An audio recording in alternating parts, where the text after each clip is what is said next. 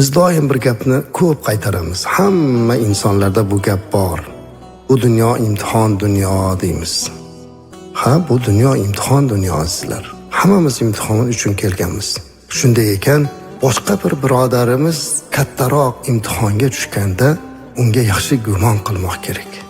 Ya'ni bizda hozirgi kunlarda bir illat paydo bo'ldi. Alloh o'zi isloh qilsin bu illatni. Agar bir insonda aytsakki, falonchini eshitdingizmi? Alloh saqlasin, uyiga o't ketib qopti desa, ha, ketadi-da, u haromdan topganda deymiz. Falonchini boshiga mana bunday musibat kelibdi desa, to'g'ri-da, endi topibdi topadiganini. Ya'ni odamlar nazdida go'yoki faqat gunohkor odamlargina sinaladi. Kimni boshiga bir sinov tushsa, demak u gunohkor. O'zimizni boshimizga bir qiyinchilik, musibat kelsa, biz aytamiz, bu Allohning sinovi, bunga sabr qilishimiz kerak deymiz. U boshqa bir insonga balo, ofat yetsa, ha, bu Allohning unga jazosi, azobi, shunga loyiq u deymiz. Astagfirulloh.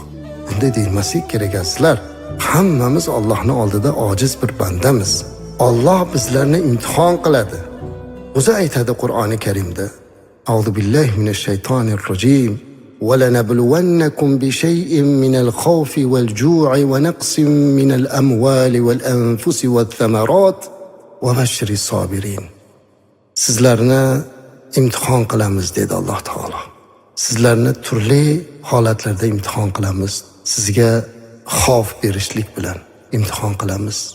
Val-ju' ochlik bilan imtihon qilamiz. Va naqsin minal amwal, mol va dunyolaringizga nuqson yetkazishlik bilan imtihon qilamiz.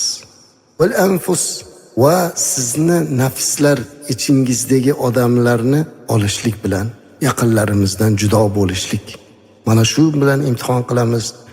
Va samarat, va meva-chevalaringizga zarar yetkazish, nuqson yetkazishlik bilan imtihon qilamiz deyapti Alloh taolo. Bizni Alloh imtihon qilishligi bilan ogohlantiryapti.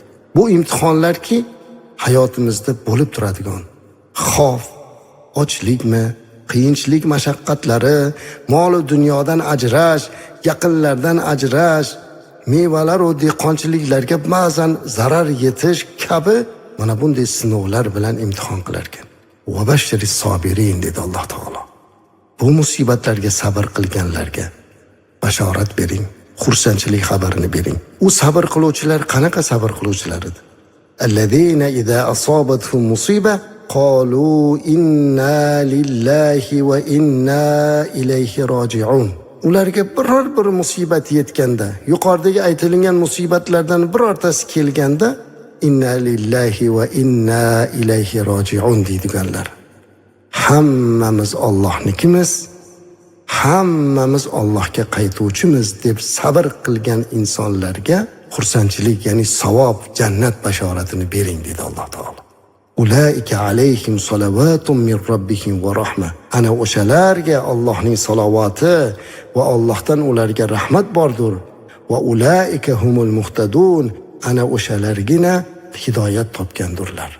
Ana o'shalar hidoyatdagi kishilar bo'lar ekan sizlar. Kimlar biror bir imtihon yetganda sabr qilib, hammamiz Allohnikimiz, hammamiz Allohga qaytamiz deganlar.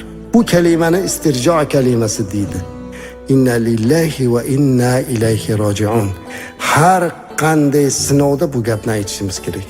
Eng birinchi aytadigan gapimiz mana shu bo'lish kerak.